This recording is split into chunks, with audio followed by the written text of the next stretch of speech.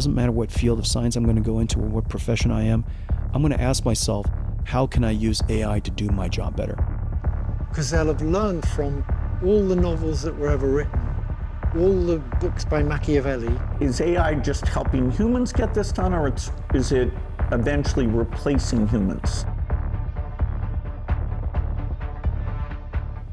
Today, let's talk about AI. Rewind to the 60s, mathematician Irving John Gould, colleague of Alan Turing, dropped a warning.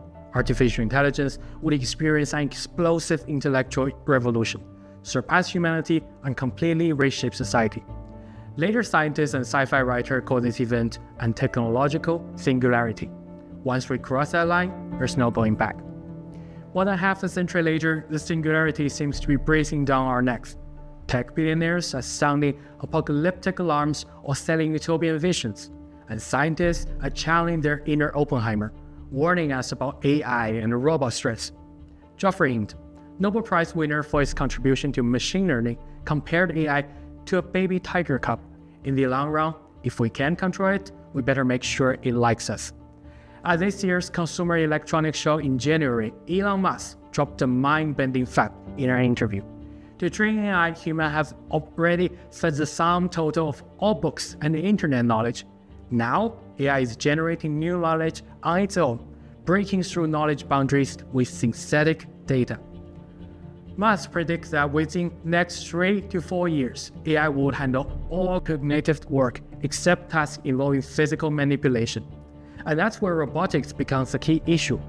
AI doesn't need to think behind the screen or in data centers. It needs to get its hand dirty.